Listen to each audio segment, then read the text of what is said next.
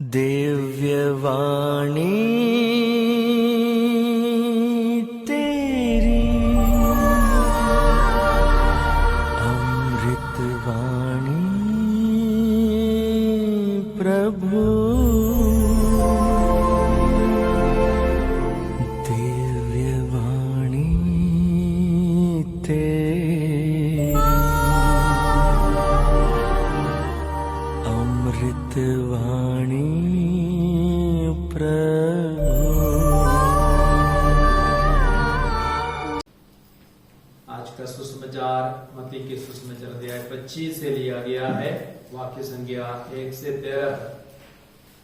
और हम लोगों ने 10 कुंवारियों का दृष्टांत सुना और आज के पाठ का संदर्भ भी यीशु का दूसरा आगमन है, यीशु का पुनरागमन है। और हम लोगों ने सुना कि 10 कुंवारियां दूल्हे की आगवानी करने के लिए, स्वागत करने के लिए अपनी अपनी मशाल लेकर के निकल पड़ी। और उन 10 कुंवारियों में 5 नासमझ थी और 5 समझदार थी। और नासमझ कुंवारियों ने क्या किया? उनके पास मशाल तो अवश्य थी लेकिन तेल नहीं था। और तेल के बिना मशाल पेट्रोल के बिना कार की तरह है, पेट्रोल के बिना बाइक की तरह है। यदि पेट्रोल नहीं है तो बाइक से कोई फायदा है, कार से कोई फायदा है, एक भी फायदा नहीं। तो नासमझ मशाल तो ले रही थी लेकिन उनके साथ कोई तेल नहीं था। लेकिन समझदार कुंवारियां न केवल मशाल उनके पास थी लेकिन साथ ही साथ उनके हाथ में उनके पास तेल भी था। अब दूल्हे के आने में देर हो रही थी, तब सब ऊँघने लगी और सब सो गई। और तब आधी रात को क्या हो गया? आवाज आई, दुल्हा आ रहा है, दुल्हा आ रहा है। और तब सब कोई अपनी अपनी मशाल संवारने लगी, जलाने के लिए कोशिश कर रही थी। लेकिन नासमझ कुंवारियों ने देखा कि उनकी मशाल बुझ रही थी और उन्होंने समझदार कुंवारियों से तेल मांगा। तब समझदार कुंवारियों ने क्या जवाब दिया? हमारे लिए और तुम्हारे लिए तेल पर्याप्त नहीं होगा, तुम जाकर के दुकान में जाकर के खरीद लो। और वे दुकान में तेल खरीदने के लिए कब गई? आधी रात को गई। और उतने में दूल्हा आ गया। और जो कुंवारियां तैयार थी अपनी मशाल के साथ, वे दूल्हे के साथ विवाह भवन में प्रवेश कर गई और द्वार बंद हो गया। काफी समय के बाद नासमझ कुंवारियां भी पहुंची और वे दरवाजे पर खटखटा रहे थे, हमारे लिए द्वार खोलिए, द्वार खोलिए। तो दूल्हा क्या बोला? मैं तुमसे कहता हूं, मैं तुम्हें नहीं जानता। तो द्वार नहीं खुला। तो इसलिए वचन क्या कहता है? इसलिए जागते रहो, तैयार रहो। तुम ना तो वह दिन जानते हो ना वह घड़ी जानते हो कब मानव पुत्र का दूसरा आगमन होगा।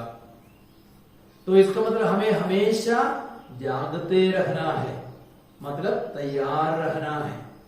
और तैयार रहने के लिए हमारी कुपियों में तेल होना है। ये तेल क्या है? तेल क्या है? पवित्र आत्मा का प्रतीक है। तो हमें पवित्र आत्मा से परिपूर्ण जीवन जीना है। यदि हमारे पास तेल नहीं है, पवित्र आत्मा नहीं है, हम पवित्र नहीं हैं, हम पाप के बंधनों में जी रहे हैं।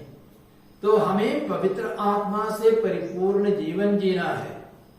और आप देखेंगे सामुएल के पहले ग्रंथ अध्याय 16 वाक्य संख्या 13 में आप देखेंगे कि सामुएल बेतलहम गया और अपना सींग साथ में लेके गया। और जब दाऊद उसके सामने प्रस्तुत किया गया तो सामुएल ने क्या किया? सींग से तेल निकाल करके दाऊद का अभिषेक किया। तब क्या हो गया? पवित्र आत्मा दाऊद पर उतरा और उसी समय से पवित्र आत्मा उसमें कार्य करता रहा।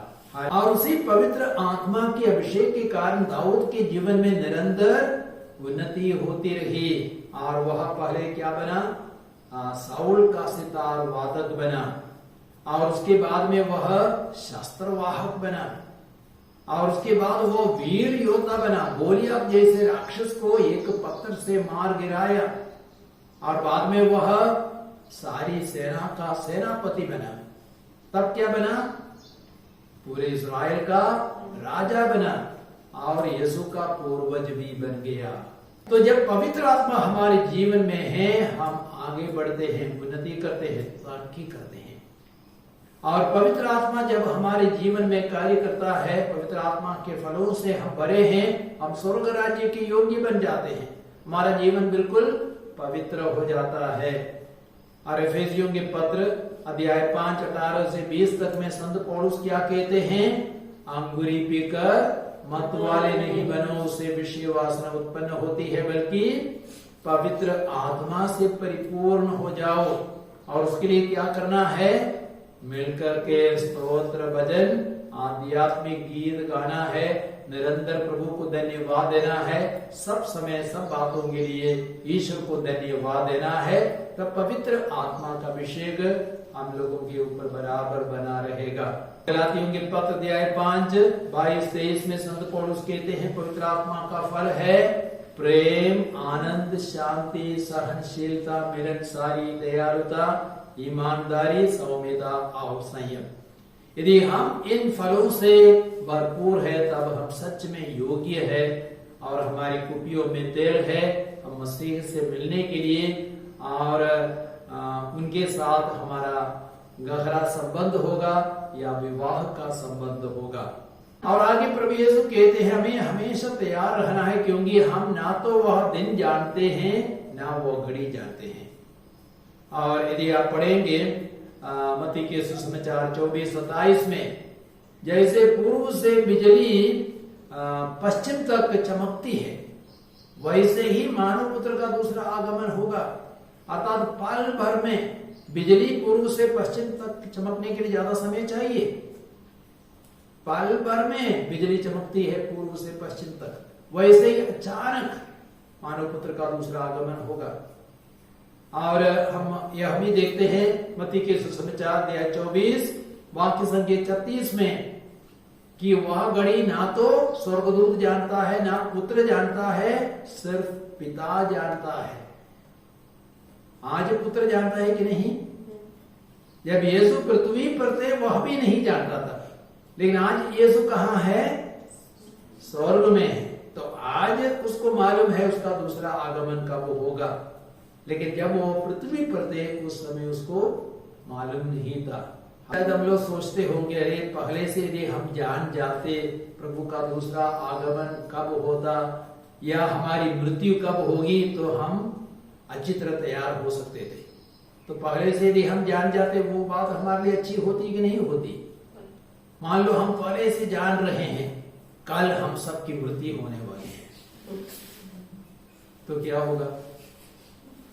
आज एक बहुत अच्छा मौका है, रिकलेक्शन का दिन है, आज बहुत अच्छा पाप स्वीकार करेंगे, एक भी पाप नहीं छोड़ेंगे, बहुत अच्छी तरह पश्चाताप करेंगे, बहुत सुंदर पाप स्वीकार करेंगे। अच्छा होता ना यदि हम पहले से जान जाते कल 27 अगस्त को हमारी मृत्यु होने वाली है या दूसरा आगमन प्रभु यीशु का होने वाला है, तो पहले से जान जाते तो अच्छा होता, तो अच्छा नहीं होता? अच्छा होता या नहीं होता? अच्छा होता, अच्छा नहीं होता। क्यों? कारण क्या है? सिर्फ आज के दिन, कल के दिन हम अच्छे रहेंगे, बाकी अन्य दिनों में हम मनमाना जीवन जिएंगे। अरे 27 तारीख को ना मृत्यु होगी, 27 तारीख को ना प्रभु आएगा, तो इसलिए उसके पहले हम लोग भोग विलास का जीवन जिएंगे, मनमाना जीवन जिएंगे, बदमाशी करेंगे, चुगली करेंगे, मारेंगे, पीटेंगे, जो मन में आता है वही हम करेंगे। तो अन्य दिनों में हम बेकार का जीवन जीते, हमारा जीवन अच्छा नहीं होता। प्रभु का दूसरा आगमन कब होगा उसके बारे में हमें मालूम नहीं है, हमारी मृत्यु कब होगी उसके बारे में हमें जानकारी नहीं है, इसलिए काफी लोग अच्छा जीवन जीने का पूरा प्रयास करते हैं। हम भी अच्छा जीवन जीने का प्रयास करते हैं, हम पहले से जानते यीशु का दूसरा आगमन कब होगा या मृत्यु कब होगी, हमारा जीवन अच्छा नहीं होगा, पवित्र नहीं होगा। तो हमें ऐसा सोच करके जीना है, आज मेरा अंतिम दिन है। बराबर ऐसे सोच करके हमें जीना है, आज मेरा अंतिम दिन है। यदि हम ऐसा सोचेंगे, हम हर दिन अच्छा जीवन जिएंगे, पवित्र जीवन जिएंगे, प्रेम क्षमा का जीवन जिएंगे और पवित्र आत्मा से भरपूर जीवन जिएंगे।